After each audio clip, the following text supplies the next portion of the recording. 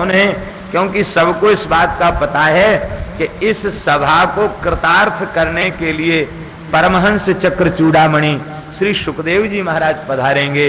यदि हम ही कहने लग गए तो फिर सुखदेव जी नहीं आएंगे। इसलिए सब मौन होकर नतमस्तक होकर परमहंसाचार्य श्री शुकाचार्य के चरण कमलों का ध्यान करने लगे। श्री सुखदेव जी महाराज प्रकट हो गए। बड़ी सुंदर झांकी है। तत्रा भवद भगवान व्यासपुत्रो यदृच्छया गामटमानो नपेक्षः अलक्ष्यलिंगो निजलाभ तुष्टो व्रतश्च बालैरवधूतवेशः। देखो यहां तत्रा भवद है। तत्र माने सप्तम्यास्त्रल, पाणिनि का सूत्र है सप्तम्यास्त्रल। सप्तमी से त्रल प्रत्यय होता है। तो तस्मिन इति तत्र, यस्मिन इति यत्र। तो तत्र माने क्या हुआ? उस स्थल पर, उसी स्थान पर श्री सुखदेव जी अभवत। अभवत माने व्यक्त हो गए, प्रकट हो गए। इसका तात्पर्य है कि भगवान के समान सुखदेव जी हैं। भगवान को जहां प्रेम से पुकारो वहीं प्रकट हो जाते। ये सुखदेव जी भी भगवान के ही स्वरूप हैं। ये कोई दूसरे थोड़े ही हैं। साक्षात श्री राधा रानी के क्रीड़ा सुख हैं। साक्षात श्याम सुंदर ही हैं। क्रीड़ा सुको श्री वृषभानुजाया पवित्र चंचो प्रिय चुंबनेन एकांत को नन्य रहस्य पाठी निकुंज प्रासाद सदा निवासी। ऐसे सुखदेव जी हैं। और स्कंद पुराण में तो स्पष्ट शब्दों में लिखा है नंद नंदन रूपस्तु श्री शुको भगवान किल। नंद नंदन श्याम सुंदर ही सुखदेव के रूप से प्रकट है,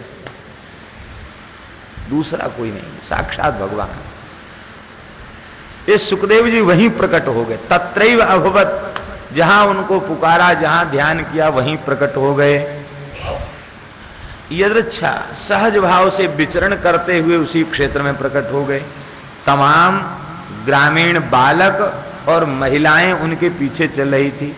महिलाएं कह रही थी देखो तो सखी कितना सुंदर है, और ये इतना सुंदर मनोहर सुकुमार शरीर, किशोर अवस्था, ये तो किसी देवता के समान लगता, पता नहीं पागल हो गया है, वस्त्रहीन होकर के घूम रहा है। माताएं पीछे चल रही थी और बालक वो कह रहे थे कि पागल बाबा है, वो पीछे पीछे हल्ला मचाते हुए चल रहे थे। लेकिन जैसे ही श्री सुखदेव जी आए कि सब महात्मा उठ करके खड़े हो गए, बालक स्त्री वहां से चले गए। कैसी सुंदर शोभा है, आहा। तम द्वेष्ट वर्षम सुकुमार पाद करोरु बाह्वंस कपा कपोल गात्रम चार्वायताक्षोन्नस तुल्य कर्ण शुभ्रवाननम कंबुसुजात कंठम। 16 वर्ष की अवस्था है। भगवान की किशोर अवस्था नित्य है। वयः कैशोर को ध्येय, किशोर अवस्था भगवान की ध्येय है और किशोराकृति भगवान है। ये साक्षात भगवान है, इसलिए सदा किशोर अवस्था में ही रहते हैं। ये सदा किशोर रहते हैं। सुखदेव जी कभी बूढ़े नहीं होते, सदा 16 वर्ष की अवस्था उनकी बनी रहती है। 16 वर्ष की अवस्था न कहकर द्वेष्ट वर्ष क्यों कहा गया? 2 बार 8 क्यों कहा? सीधे कह देते 16 वर्षीय बालक हैं। तो द्वेष्ट वर्ष कहने में भाव ये है, संत यही भाव देते हैं कि देखो 16 वर्षीय बालक में, किशोर में और चित्त में विकार का प्रवेश हो जाता है। किशोर अवस्था में चित्त विकृत हो जाता है। शंकराचार्य कहते हैं प्रौढ़ो हम यौवनस्थो विषय विषधरैः पंचभिर्मर्म संधौ दष्टो नष्टो विवेक सुतधन युवती स्वाद सौख्य निषण्ण। जैसे ही 15 वर्ष के बाद 16वें वर्ष में प्रवेश करता है एक 5 फण वाला नाग है, वो डस लेता है। ये 5 फण वाला नाग है विषय रूपी नाग। इसके 5 फण कौन है? रूप, रस, गंध, शब्द, स्पर्श। ये जब डस लेता है तो संसार के कड़ुए विषय मीठे लगने लग जाते हैं। सांप का विष चढ़ता है तो नीम की पत्ती कड़वी मीठी लगती है, तो ये संसार के कटु विषय युवावस्था में अच्छे लगने लग जाते। हाँ, जो संतों को समर्पित युवावस्था व्यतीत करते हैं उनकी युवावस्था उद्वेलित करने वाली नहीं होती। वे तो युवावस्था में भी भगवान के भजन में लगे रहते हैं। सामान्य संसारी पुरुष ये युवावस्था में उनका स्वरूप विकृत हो जाता है, उनका मन, उनका सब कुछ विकृत हो जाता है। तो श्री सुखदेव जी महाराज वे 16 वर्ष के अवश्य हैं, लेकिन जैसे 7-8 वर्ष का बालक बाल्य भाव में रहे, उसके चित्त में किसी प्रकार की कोई विकृति ना हो, इस प्रकार का उनका अत्यंत विशुद्ध चित्त है।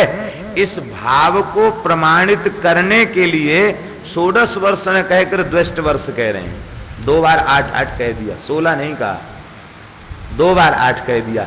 8 वर्ष का बालक भोला भाला होता। ऐसे जो भोले भाले महापुरुष हैं, लाल लाल करकमल, लाल लाल चरण कमल, आजानुलंबित भुजाएं, सुंदर गुल्फ, सुंदर पिंडली, सुंदर घुटने, सुंदर जंघाएं, मनोहर सुंदर कटिप प्रदेश, गंभीर नाभि, उदर में 3 त्रिवली रेखाएं, विशाल वक्षस्थल, आजानुलंबित भुजाएं, लाल लाल करकमल, सुंदर ग्रीवा, सुंदर चिबुक थोड़ी, सुंदर सुवृत्त सुचिक्कन कपोल, सुंदर उन्नत नासिका, सुंदर भ्रू युगल, कर्णांत दीर्घ नयन, कुछ जो मदभरे अरुणारे हो रहे हैं, प्रेम के मस्ती से जो कुछ अर्ध निर्मिलित हो रहे हैं, उन्मुनी अवस्था जो सहज योग की अवस्था है, उसमें जो नेत्र चढ़े हुए हैं, ऐसे श्री सुखदेव जी विकीर्ण केशम, केस इधर उधर फैले भय, उलझ करके जटाओं के रूप में बदले हुए हैं।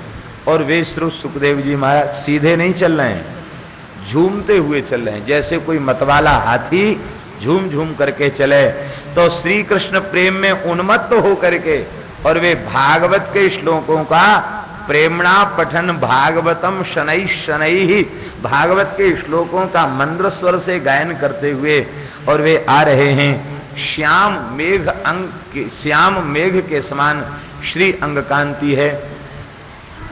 माने सुखदेव जी का जो श्रृंगार है उसको श्रवण करके यह लगता है कि सुखदेव जी का श्रृंगार नहीं, ऐसे लगता है मानो साक्षात श्री कृष्ण ही परमहंसों के आश्रम को कृतार्थ करने के लिए वे अवधूत वेश में, दिगंबर वेश में श्री कृष्ण ही आ गए हों।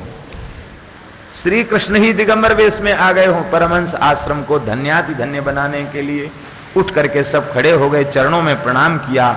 सुंदर आसन पर श्री सुखदेव जी विराजमान हुए, सुखदेव जी का पूजन किया, और पूजन करने के बाद चरण धोकर चरणामृत लिया, आरती उतारी, और उनके कंठ में पुष्पहार समर्पित किया, चंदन पुष्प आदि से चर्चित किया, और इसके बाद हाथ जोड़ करके परीक्षित जी स्तुति करने लगे। अहो अद्य वयम ब्रह्मन् सत्सेव्या क्षत्र बंधवः कृपया तिथि रूपेण भवद्भिस्तीर्थका कृताः। यद्यपि हम ब्राह्मण का अपराध करने वाले नीच क्षत्रिय हैं, लेकिन फिर भी आप जैसे महापुरुष ने आकर के हमें पवित्र बना दिया। हे भगवान, आप जैसे संतों के लिए यह कोई आश्चर्य की बात नहीं। संतों की महिमा तो ऐसी विलक्षण है। ये शाम संस्मरणात् पुंसाम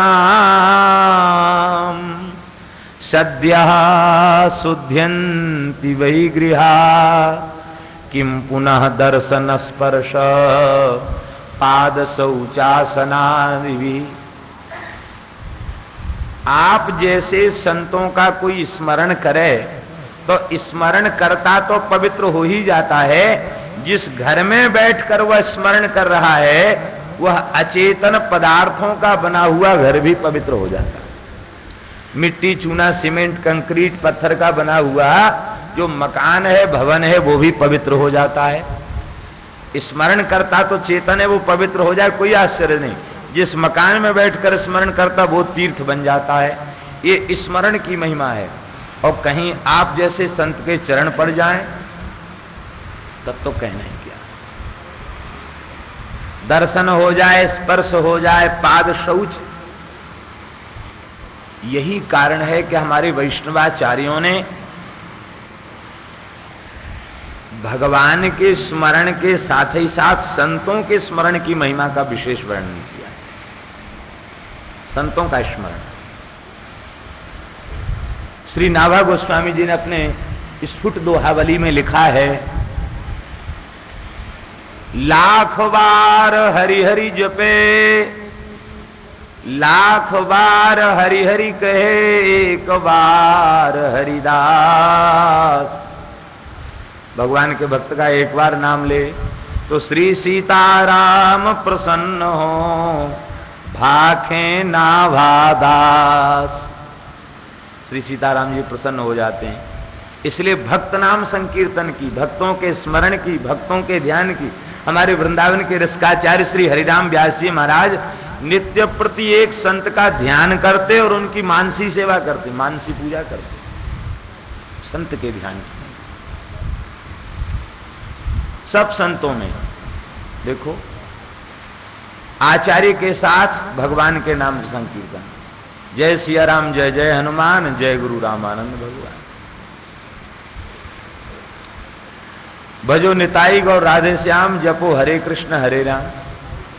अब देखो निताई गौर के साथ सीताराम राधे श्याम का भजन। इसी प्रकार से कुंज बिहारी श्री हरिदास, विठल विपुल बिहारिंदास। तो कुंज बिहारी के साथ आचार्यों की, भक्तों की नामावली का स्मरण। इसी प्रकार से बल्लभ कुल में बल्लभ विठल गिरधारी श्री यमुना जी की बलिहारी, वहां भी। तो प्रत्येक संप्रदाय में राधा वल्लभ, श्री हरिवंश, जय वृंदावन, जय वनचंद्र। और दक्षिण में महाराष्ट्र में वारकरी संप्रदाय में तो वारकरी संप्रदाय में तो भक्त नाम संकीर्तन ही प्रधान है। रामकृष्ण हरि तो आदि अंत में कीर्तन करते हैं, और बाकी ज्ञानोवा तुकाराम, ज्ञानोवा तुकाराम, बस यही उनका कीर्तन है। ज्ञानेश्वर और तुकाराम के ही नाम को लेते हैं। भक्त नाम संकीर्तन, भक्तों के ध्यान, भक्तों के नाम का स्मरण, भक्तों के संकीर्तन की महिमा, भक्त नामावली के स्मरण की महिमा। क्योंकि ये भक्त सदा भगवान की छाती से लगे रहते, वक्षस्थल से लगे रहते, इसलिए भगवान के साथ भक्त नाम संकीर्तन की विशेष महिमा है। ये शाम संस्मरणात् पुंसाम सद्य शुद्ध्यन्ति वै ग्रहा। संतों के स्मरण मात्र से ग्रह पवित्र हो जाते हैं। देखो संत के स्मरण की कितनी महिमा है।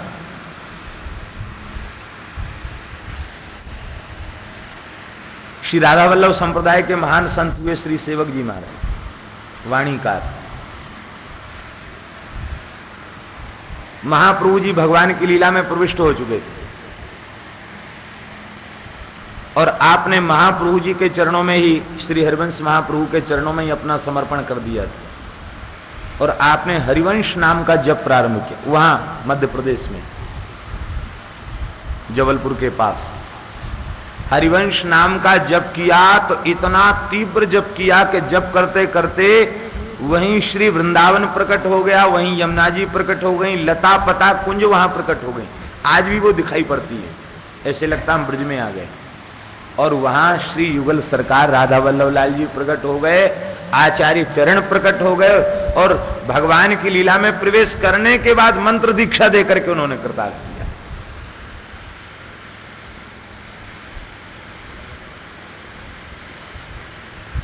ये है आचार्य के नाम के जप की महिमा, ये भक्त के नाम के जप की महिमा। इसलिए ये अतिरंजित करके कहा गया, ये नहीं समझना चाहिए। भगवान के स्मरण से चित्त की शुद्धि अवश्य होती है, लेकिन भक्त के स्मरण से अति शीघ्र चित्त की शुद्धि होती है। क्योंकि भक्त जो हैं वो अति इष्ट हैं, भगवान इष्ट हैं और भक्त अति इष्ट हैं। अति इष्ट किसे कहेंगे? इष्ट का जो इष्ट हो वो अति इष्ट है। हमारे इष्ट रामकृष्ण हैं, लेकिन रामकृष्ण से पूछो कि आपके इष्ट देवता कौन है? बोले हमारे इष्ट देवता तो ये भक्त हैं, संत महात्मा।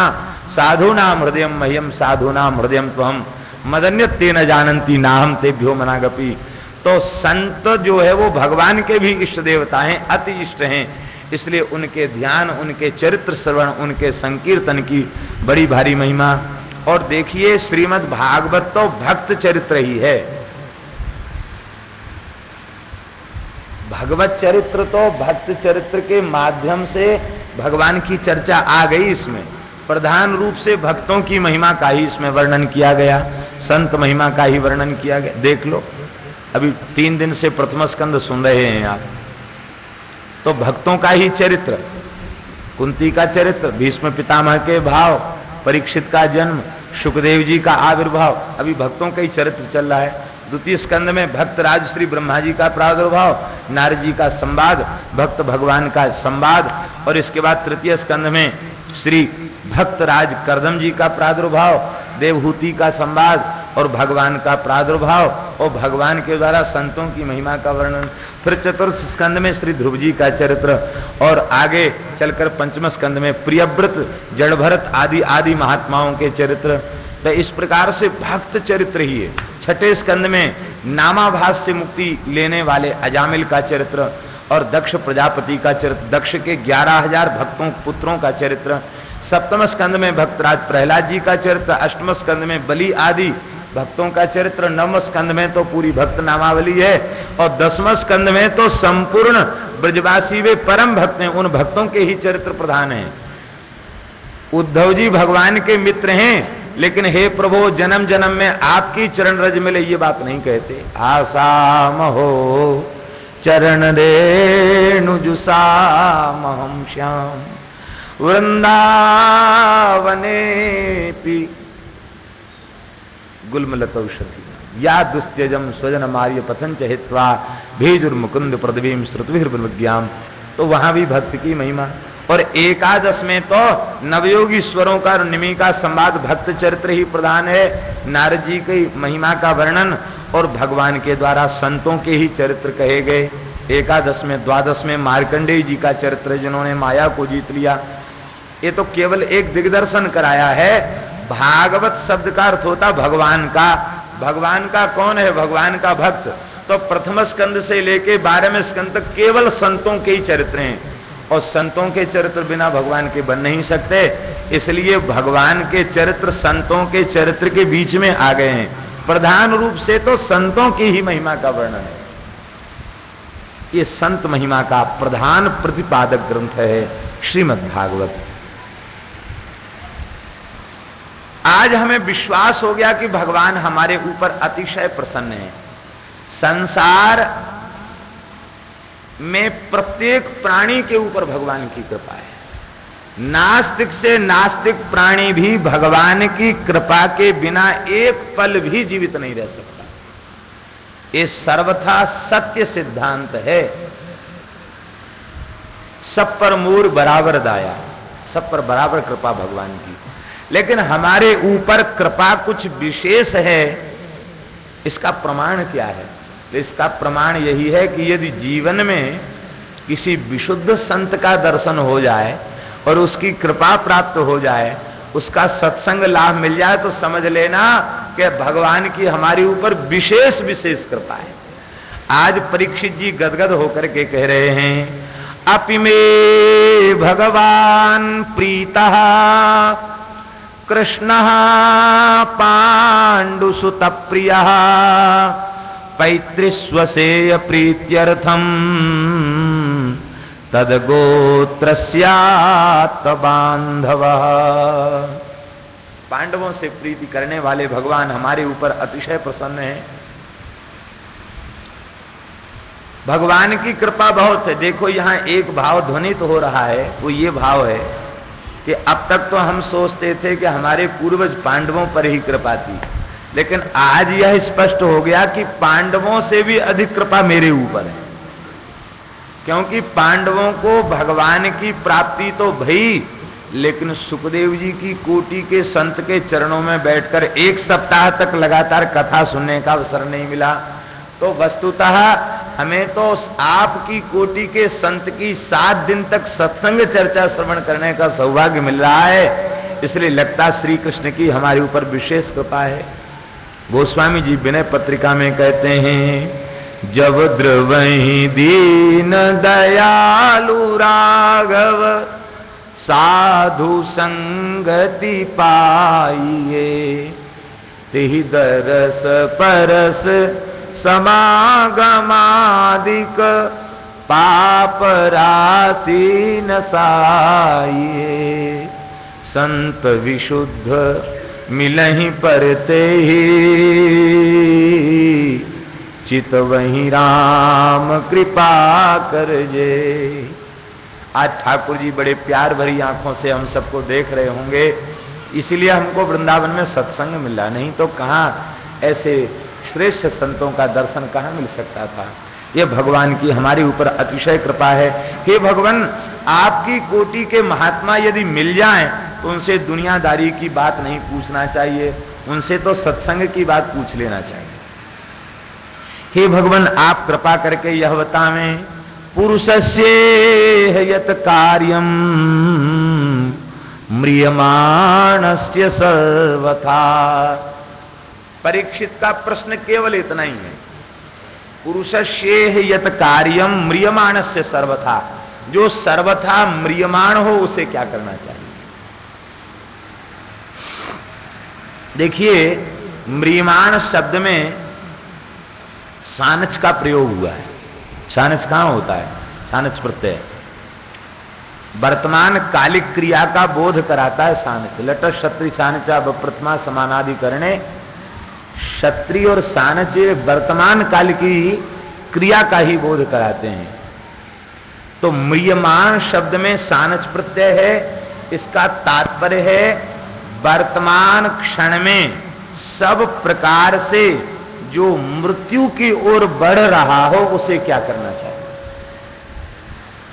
अब इस म्रियमाण शब्द के ऊपर विचार करें तो ये बात समझ में आ जाती है कि संसार में ऐसा कौन जीव है जो वर्तमान क्षण में मृत्यु की ओर अग्रसर न हो रहा। हमारे जीवन के 25 वर्ष बीत गए, इसका मतलब ये नहीं कि हम फूले नहीं समा में कि हम 25 साल के हो गए, हमारी रजत जयंती है, ये नहीं। भगवान ने भजन के लिए जो समय दिया था उसमें से 25 साल गंवा दिए, व्यर्थ में चले गए। अब पता नहीं कितना समय बाद।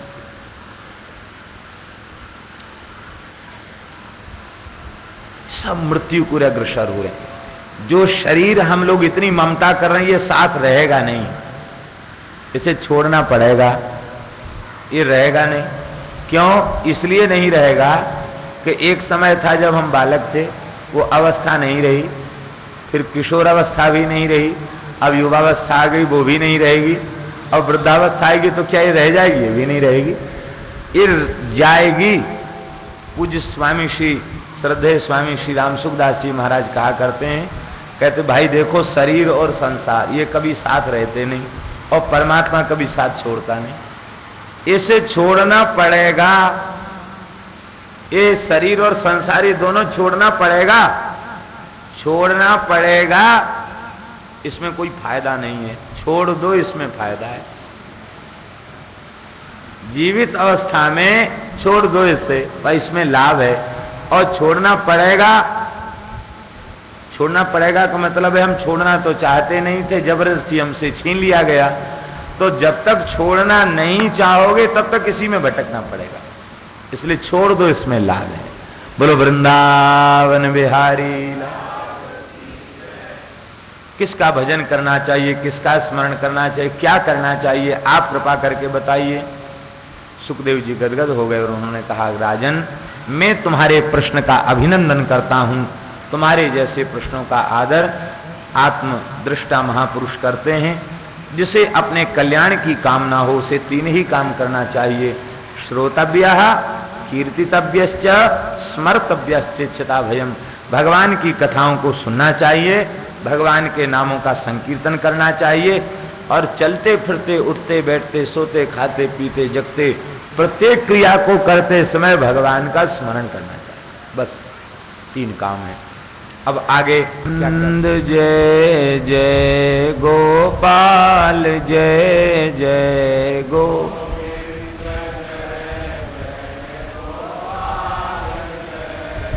श्री राधा रमण हरि गोविंद जय जय।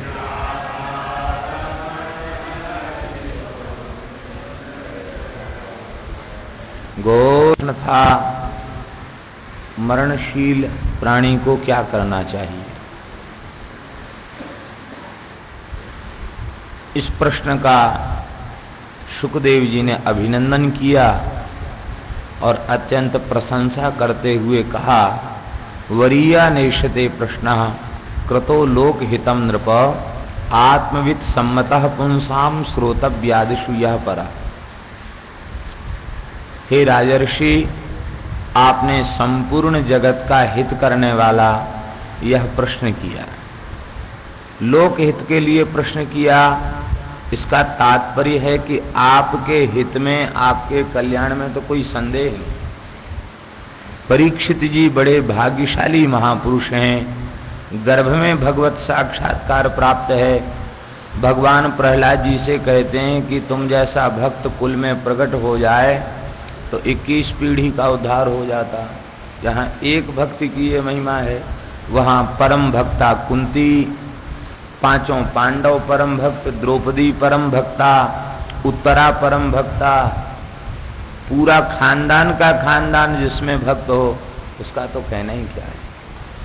संपूर्ण परिवार भक्त है, कुटुंब भक्त है।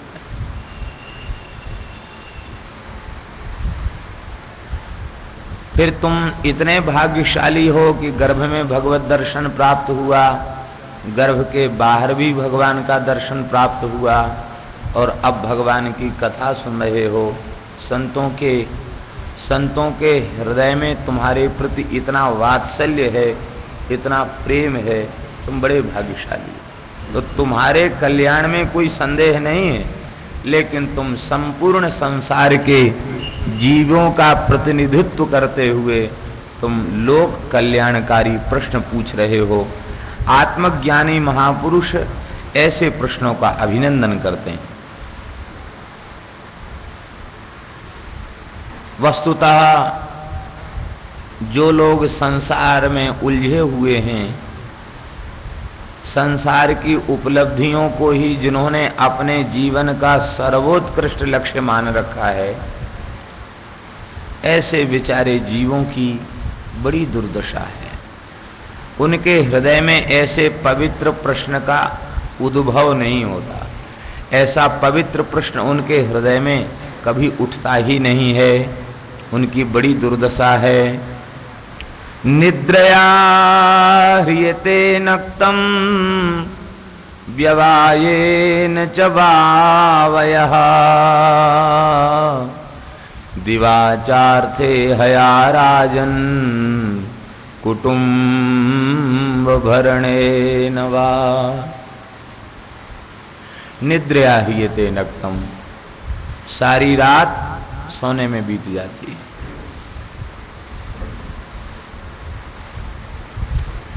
या तो सोने में सारी रात बीत जाती है, अथवा भोगों में रात्रि व्यतीत हो जाती है, और संपूर्ण दिन धन कमाने की अभिलाषा में व्यतीत हो जाता है। बाकी बचा कुचा समय कुटुंब के भरण पोषण में समाप्त हो जाता है। स्त्री, पुत्र, शरीर, अपने शरीर से संबंधित सगे संबंधी, इन सबको वह जानता है कि ये सब नाशवान हैं, कोई स्थिर रहने वाले नहीं है। और ऐसा नहीं, उनके विनाश को भी वह प्रत्यक्ष देखता है। लेकिन तेसाम प्रमत्तो निधनम पश्यन्नपि न पश्यति। मत्त शब्द का अर्थ पागल होता है।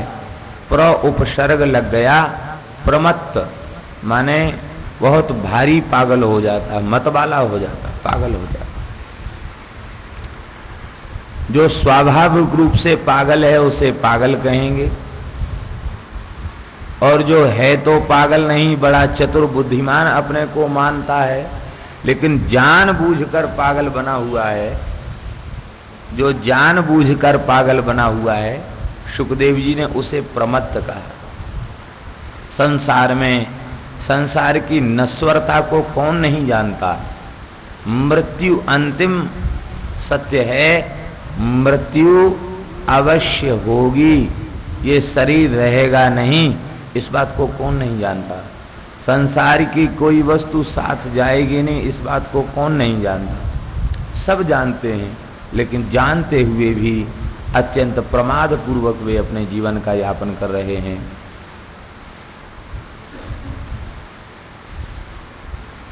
मृत्यु का रहस्य समझ में आने के बाद फिर भजन में सहज रुचि हो जाती। श्री अग्र स्वामी जी महाराज ने कहा है, अगर भजन आतुर करो जोलो या घट श्वास, अगर भजन आतुर करो जोलो या घट श्वास, नदी किनारे रूखड़ा जब तब होए विनाश। श्री अग्रदेवाचार्य जी महाराज कहते हैं कि व्याकुल होकर भजन करो, निश्चिंत होकर भजन मत करो कि बस अब क्या है कर लेंगे, हो जाएगा, नहीं हुआ तो भी क्या बात है। अगर भजन आतुर करो, क्योंकि जोलो या घट श्वास, जब तक प्राण है तब तक भजन संभव है, नहीं तो नदी किनारे रूखड़ा जब तब हो ये विनाश। नदी की कगार पर लगा हुआ वृक्ष जो कगार दरार खा चुकी है, अब बस गिरने ही वाली है, ऐसी कगार पर लगा हुआ नदी की ओर झुका हुआ